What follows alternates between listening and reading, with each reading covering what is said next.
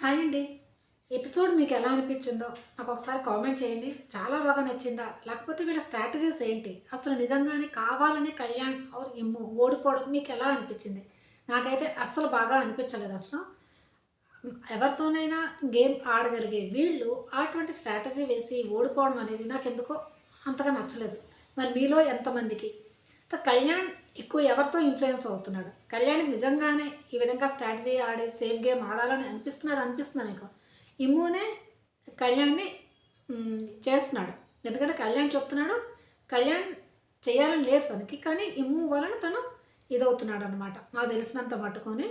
కళ్యాణ్ అంటున్నాడు కదా! మధ్య మధ్యలో రీతుతోనే ఆడతాను, భరణి గారితోనే ఆడతాను, ఎవరితోనైనా ఆడతాను అంటున్నాడు. తర్వాత ఇమ్ము వేసే ప్లాన్‌లో తను కూడా ఇదవుతున్నాడనమాట. ఇన్వాల్వ్ అవుతున్నాడు. అది.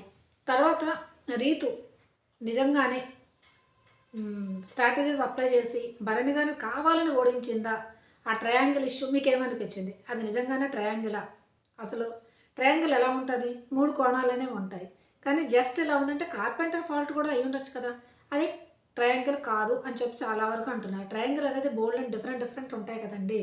ఈక్వల్ ట్రయాంగిల్ ఉంటది. తర్వాత అడ్జసెంట్ ట్రయాంగిల్ ఉంటది. బోల్డ్ ఉంటాయి కదా! నా దగ్గర ఇప్పుడు నాకు తెలిసిన ప్రకారం 6, 7 ట్రయాంగిల్స్ ఉంటాయి. ఇంకా ఎక్కువే ఉంటాయి. ట్రయాంగిల్స్ దాంట్లో ఏదో ఒక ట్రయాంగిల్ దాంట్లో ఈక్వల్‌గా ఉండాలి షేప్స్ అవేం చెప్పలేదు. ప్లస్ ఇలా కట్ అయ్యి ఉన్నదనంటే అది ఇంకొకటి కూడా వద్దు. అన్ని విషయాలు మనం కరెక్ట్‌గా మాట్లాడుకుందాం. మరి మాట్లాడుకునే ముందు మీరేం చేయాలి? ప్లీజ్ నా ఛానెల్‌ని ఫస్ట్ టైమ్ చూస్తున్నట్టే సబ్స్క్రైబ్ చేయండి. తర్వాత వీడియోని లైక్ చేసి వీడియో మొత్తం చూడండి. ఒకవేళ మీకు వీడియో నచ్చలేదు అనుకుంటే కామెంట్ చేయండి. ఎందుకు నచ్చలేదు అని చెప్పేసి. ఓకేనా? ప్లీజ్ సబ్స్క్రైబ్ మాత్రం చేయడం అస్సలు మర్చిపోకండి. అప్పుడే వీడియోకి గ్రోత్ అనేది ఉంటుంది అంతే. అంతకంటే ఇంకేమీ లేదు. ఇప్పుడు ముందు ఏంటంటే టాస్క్ స్టార్ట్ అయ్యే ముందు వీళ్ళందరి స్ట్రాటజీస్ మొదలవుతాయి. ఇమాన్యుల్ ఏమంటాడంటే కళ్యాణ్‌తోని ఇప్పుడు టాస్క్ కోసం ముగ్గురు ఆడాలి కదా! ముగ్గురు ఆడాలనంటే భరణి గారు ఏమంటారంటే సుమన్ శెట్టి ఆడదామంటే సుమన్ శెట్టి కాదు భరణి గారు ఆడతానంటారు. ఇటువైపేమో రీతు తర్వాత కళ్యాణ్ వస్తారు. ఇమాన్యుల్ ఆడమంటే నాకు చేయి సరిగ్గా లేదు అందుకని చెప్పేసి. ఇమాన్యుల్ ఆడడానికి ఎందుకు ఇష్టపడట్లేదంటే తను లాస్ట్ దాకా ఉండాలనుకోండి. లాస్ట్ దాకా ఉండి ఆ బాక్స్‌లన్నీ తను తీసుకోవాలని చెప్పి తన ప్లాన్ మాట. అది మెయిన్ థీమ్. దానివల్ల ఇమాన్యుల్ అయినా చెయ్యి నొప్పి. ఇదివరకు ఎంత చెయ్యి నొప్పి లేకపోయినా ఏమైనా సరే ఆడేస్తాడు అసలు. కానీ తను ఆ విధంగా వెనకడుగు వేస్తున్నాడని అర్థమవుతున్నది. నా చెయ్యి నొప్పి ఉంది కనుక నేను ఇది రాను అని చెప్పేసి రీతూని, కళ్యాణ్ ప్లస్ అటువైపు సుమన్ శెట్టి వెళ్తానంటే లేదులే నేను వెళ్తానని భరణి గారు అని అంటారు. అక్కడ భరణి, సుమన్ శెట్టి ఇద్దరు కలిపి ఆడుతున్నారు. ఇక్కడ వీళ్ళు ముగ్గురు కలిపి ఆడుతున్నారు. ఎలాగైనా సరే స్ట్రాటజీస్ అప్లై చేస్తున్నారు. అది కూడా ఒకళ్ళకి తెలియకుండా ఒకళ్ళు కూడా అప్లై చేస్తున్నారు. ఇప్పుడు డిసైడ్ అయిపోయింది వీళ్ళు ముగ్గురు వెళ్దామని చెప్పేసి. తర్వాత టాస్క్ కూడా అర్థమైంది. ఏ టాస్క్ అనేది కలర్ టాస్క్. కలర్ టాస్క్ అన్నప్పుడు కళ్యాణ్ రెడ్‌ది చూజ్ చేసుకుంటాడు. తర్వాత భరణి గారు బ్లూ, తర్వాత యెల్లో కలర్ ఏమో రీతు చూజ్ చేసుకోవడం అవుతుంది. కానీ డార్క్ కలర్ రెడ్ కలర్ అనేది డామినేట్ చేస్తది ఎలాగైనా సరేను. అప్పుడు ఇమాన్యుల్ ఏం చెప్తాడంటే కళ్యాణ్‌కి ఏం చెప్తాడు భరణి గారు మాత్రం గెలవకుండా చూడాలి. అంటే ఇమ్ము ప్రకారం ఏంటంటే రీతు గెలిచినా పర్వాలేదు, లేకపోతే కళ్యాణ్ గెలిచినా పర్వాలేదు అని. కానీ భరణి గారు గెలవకూడదు. ఎందుకంటే భరణి గారు గెలిస్తే ముందుగా టార్గెట్ చేసేది ఎవరిది? ఇమాన్యుల్‌ని. ఎందుకంటే తను చెయ్యి బాగోలేదు అంటున్నాడు కనుక తనతో టార్గెట్ చేసి గెలుద్దామని చెప్పేసి అనుకుంటున్నాడు. ఆ భరణి గారు కూడా అదే అంటారు. అంటే మాటల్లో అర్థమవుతుంది ఇమాన్యుల్‌నే తర్వాత ఆడిస్తారని. రీతూని అడుగుతారు. ఇమాన్యుల్ రీతూని అడుగుతారు. రీతూని అడిగితే ఏమంటాడంటే ఒకవేళ నువ్వు గెలిచావనుకో నువ్వు తర్వాత నువ్వు ఛాలెంజ్ చేయాలి కదా! ఎవరికి ఛాలెంజ్ చేస్తావు? భరణి గారిని చేస్తావు కదా! అని ఇతనే చెప్పేస్తాడు ఆన్సర్ కూడాని. ఆ విధంగా మ్యానిపులేట్ చేస్తారు రీతు. అప్పుడు భరణి గారికే చేస్తాను నేను ఛాలెంజ్ అని చెప్పేసని అంటుంది. తర్వాత కళ్యాణ్‌కి అడిగితే నాకెవరైనా పర్వాలేదు అంటాడు. కళ్యాణ్ అదే అంటాడు. నాకు రీతు అయినా పర్వాలేదు లేదా భరణి గారైనా పర్వాలేదు, సుమనైనా పర్వాలేదు ఎవరైనా నేను ఆడతానని చెప్పేసి అంటాడు. కానీ మళ్ళీ ఇమాన్యుల్ ఏం చేస్తాడు? అది కాదు నువ్వు ఒకవేళ గెలిస్తే భరణి గారితోనే కదా మళ్ళీ ఆడేది అని చెప్పేసి అని అంటాడు. భరణి గారిని అంటే టార్గెట్ చేసేది భరణి గారు ఇంకా సుమన్ శెట్టి వీళ్ళిద్దరే కదా ఉంటారు. అందుకని చెప్పేసి. ఇలాగంటే అంటే ఇమాన్యుల్, రీతు అంటే ఒకవేళ కళ్యాణ్ గెలిచినా వీళ్ళిద్దరిని టచ్ చేయకూడదు. ఒకవేళ రీతు గెలిచినా వీళ్ళిద్దరిని టచ్ చేయకూడదు. టచ్ చేస్తావని అంటే భరణి, సుమన్ శెట్టి వీళ్ళతోనే అవ్వాలి అని చెప్పేసి మాట వీళ్ళ టాస్క్‌ది. అంటే సరే అని చెప్పేసనంటారు. వస్తారు ఆడడానికి. ఎవరు? ముగ్గురుని. భరణి, ఇమాన్యుల్ కాదు. భరణి, రీతు అండ్ కళ్యాణ్ వస్తారు. వచ్చినప్పుడు ఏమవుతుందంటే కలర్ టాస్క్ కదా! అసలు రెడ్ కలర్ కరణ్ ఒకవైపు పూర్తిగా పూసేస్తాడు. ముగ్గురు పూసుకుంటూ ఉంటారు. కానీ కళ్యాణ్‌ది అయితే రీతు అసలు టచ్ చేయదు. రీతుది కూడా కళ్యాణ్ అనేది ఎక్కువ టచ్ చేయడంటే చేస్తూ ఉంటాడు అక్కడక్కడ. కానీ ఎక్కువ భరణి గారిని టచ్ చేస్తూ ఉంటది. రీతు అయితే ఎక్దమ్ ఎఫెక్ట్ పడతది భరణి గారిది. ఎంతైనా తుడిపేద్దామని చూస్తుంది. భరణి గారు కూడా ఏం చేస్తారు, రీతుతో తొడుద్దామని అనుకుంటారు. ఎందుకంటే రీతు భరణి గారి వైపు వెళ్తుంది, భరణి గారు రీతు వైపు వెళ్తారు. కళ్యాణ్ అయితే ఎవరితో టచ్ చేయకుండా ఉంటారు. లాస్ట్‌లో మళ్ళీ భరణి గారు వచ్చి పూర్తిగా కళ్యాణ్‌ది రాసేస్తారు. రీతు వచ్చి కూడా రాసేయడం అయిపోతది అంతాని. కళ్యాణ్ లాస్ట్‌లో అప్లై చేసిన స్ట్రాటజీ బాగుంది. అదేం చేస్తాడంటే ఇలా పెట్టి ఇలా ఇలా అద్దుతాడు. అద్దడం వల్ల ఏమవుతుందంటే అది తెరుపుదాం అనుకున్నా మళ్ళీ పూర్తిగా రెడ్డే స్ప్రెడ్ అవుతుంది కదా! అది. ఒకళ్ళు భరణి గారు అంటారు, "అదేంట్రా అలా రాస్తున్నావు, రాయకూడదు అలా అలా" అని చెప్తారు. తన స్ట్రాటజీ తను అలా రాస్తే తప్పులేదు. అది. తర్వాత ఏంటంటే కళ్యాణ్ ఏంటంటే కలర్ కొంచెం ఉంచుకుంటాడు. కలర్ ఉంచుకుంటాడు. ఎందుకంటే పూర్తిగా అంతా ముందు రాస్తారు. తర్వాత మళ్ళీ అయిపోతే కష్టం కదా! అందుకని చెప్పేసి. తర్వాత రీతు ఏం చేస్తుందంటే భరణి గారు కలర్ లాక్కోవడం జరుగుతుంది. అప్పుడు భరణి గారు ఏం చేస్తారంటే కాలు అడ్డు పెడతారు రీతుకి వెళ్ళినప్పుడు. రాసుకుందంటే, "ఏంటి ఇలా చేస్తున్నారంటే, మరి నువ్వు నా కలర్ తీసేసుకుంటున్నావు బాగుంది" అని చెప్పేసి అని అంటారు.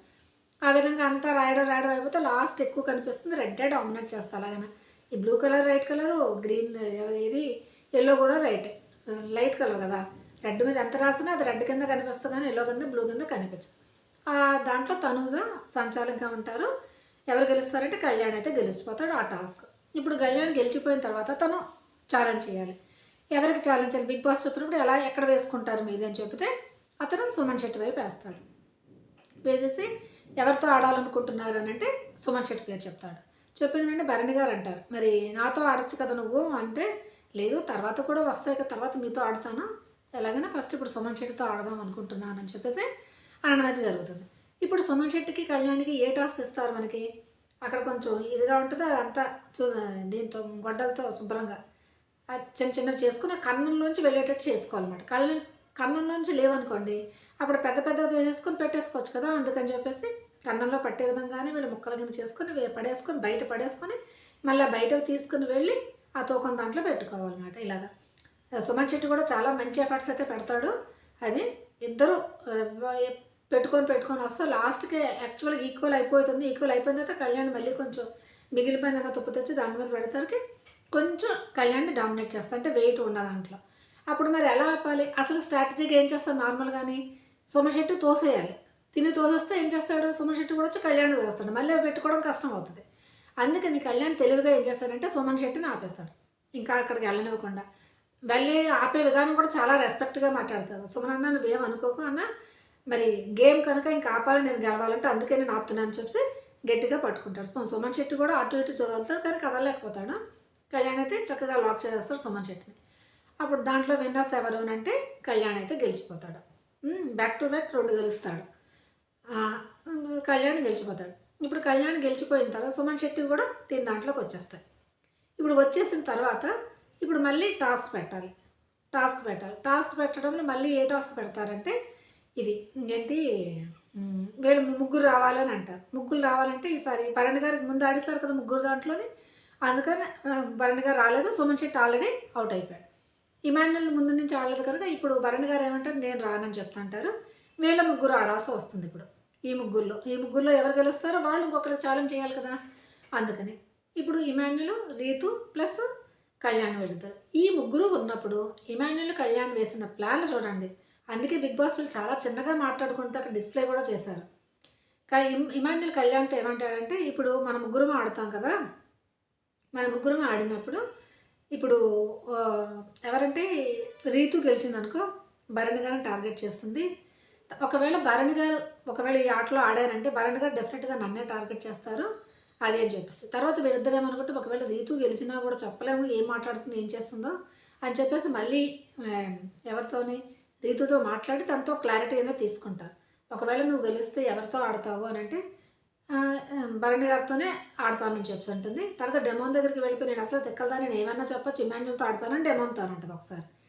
అదే ఇమాన్యుల్ ప్లస్ కళ్యాణ్ కూడా అదే అనుకుంటారు. ఇది ఎటు ఆలోచిస్తుందో తెలీదు. ఎప్పుడు ఏ మాట అంటుందో కూడా తెలీదు. రీతుని అసలు నమ్మలేము అది ఇది అని చెప్పేసి అని అంటారు. చెప్పలేమని చెప్పేసి ఇప్పుడు ఇమాన్యుల్, కళ్యాణ్ ఏం ప్లాన్ వేస్తారంటే ఎలాగైనా రీతునే గెలవాలి. రీతు గెలిస్తే మ్యాక్సిమం 90% భరణి గారికి ఛాలెంజ్ చేస్తుంది కనుక ఇప్పుడు మన ఇద్దరం ఆడి లాస్ట్‌లో ఓడిపోదామని చెప్పేసి అని అంటారు. లాస్ట్‌లో మనం ఓడినట్టు తెలియకుండా ఉండే విధంగా ఓడిపోదామని చెప్పేసి ఇమాన్యుల్ అంటాడు. తర్వాత కళ్యాణ్ కూడా దానికి తలొప్పుతూ ఉంటాడు. కళ్యాణ్ మెయిన్ మిస్టేక్ ఏంటంటే తన దాంట్లో ఓకే అనడం. తను మధ్యలో అంటాడు అదేం పర్వాలేదు నేను రీతుతోనే ఆడతాను కళ్యాణ్‌తో భరణి గారితోనే నేను ఆడతాను అంటుంటాడు అసలు. కానీ అవ్వటం లేదు. అంటే తను ఏమాట ఇమాన్యుల్ తను అంత విధంగా మ్యానిపులేట్ చేస్తున్నాడు మరి. ఇప్పుడేంటంటే ఇప్పుడు రీతుని ఫోల్డ్‌లోకి తీసుకుంటారు. భరణి గారితోని ఆడతానని అంటది. కానీ వీళ్ళిద్దరూ సైడ్‌గా ప్లాన్‌లు ఏవేస్తారంటే, ఒకవేళ ఫిజికల్ టాస్క్ వచ్చిందనుకో, మనిద్దరం ఫిజికల్ అయిపోయినట్టే అయిపోదాం. బట్ మనిద్దరం ఓడిపోదాం మళ్ళీని. రీతుని గెలిపిద్దామని వీళ్ళిద్దరి ప్లాన్ ఉంటది. కానీ ఆ గేమ్ స్టార్ట్ చేస్తారు కదా! బ్యాలెన్సింగ్‌ది. కాయిన్స్ పెడుతూ ఉండాలి. బ్యాలెన్స్ చేసుకోవాలి. కానీ నా ఉద్దేశం రీతు చాలా బ్యాలెన్స్‌డ్‌గా ఆడుతుంది. అటు ఇటు చాలా ఫాస్ట్‌గా తిరుగుతుంది. మంచిగా బ్యాలెన్సింగ్‌గా ఉంచుకుంటుంది. కళ్యాణ్ అసలు తిరగడు. చాలా తక్కువ తిరుగుతాడు. ఇమాన్యుల్ కూడా కొంచెం కొంచెం తిరుగుతాడు. అసలు తిరుగుతున్నప్పుడు పడినట్టు యాక్షన్ చేయొచ్చు కదా! అలా చేయలేదు వాళ్ళు. ఏం చేస్తారంటే ఫస్ట్ ఎవరంటే సుమన్ శెట్టిని పెట్టమంటే సుమన్ శెట్టి వచ్చి ఎవరికి రీతుకి పెడతాడు. తర్వాత భరణి గారేమో ఇమాన్యుల్‌కి పెడతాడు. తర్వాత డెమోన్ వచ్చి కళ్యాణ్‌కి పెట్టడం జరుగుతుంది. ఆ డెమోన్ ఏమో ఇమాన్యుల్‌కి పెడతాడు. తర్వాత సంజన గారేమో కళ్యాణ్‌కి పెట్టడం జరుగుతుంది. లేదా ఒకళ్ళు పెట్టడం అవుతుంది. పెట్టిన తర్వాత ఎవరు తనూజనేనా సుమన్ ఆ డెమోన్ లాస్ట్‌లోని ఇమాన్యుల్‌కి పెడుతున్నప్పుడు అవి పడిపోతాయి. పెడుతున్నప్పుడే పడిపోతాయంటే డెమోన్ పెట్టిన వెంటనే ఎలా పడతాయి అసలు? పడవు కదా! కానీ కొంచెం మరి కలిపినట్టు కూడా ఏమి అనిపించలేడు ఇమాన్యుల్ కావాలని ఓడిపోయాడు అని అనడానికి కూడా నాకెందుకో అనిపించట్లేదు. పెట్టిన వెంటనే పడిపోతాయి ఇమాన్యుల్‌వి. తర్వాత మళ్ళీ ఎవరికి రీతుకైతే తక్కువ మంది పెడతారు. మళ్ళీ వచ్చి ఎవరికి కళ్యాణ్‌కి పెడతారు. పెట్టిన తర్వాత లాస్ట్ బ్యాలెన్సింగ్ బాగానే ఉంటుంది రీతుది ప్లస్ కళ్యాణ్‌ది. తర్వాత ఇమాన్యుల్ అవుట్ అయిపోయిన తర్వాత ఇమాన్యుల్ యొక్క కాయిన్స్‌ని వీళ్ళిద్దరికీ పెట్టమని చెప్పి తనూజకి చెప్తారు.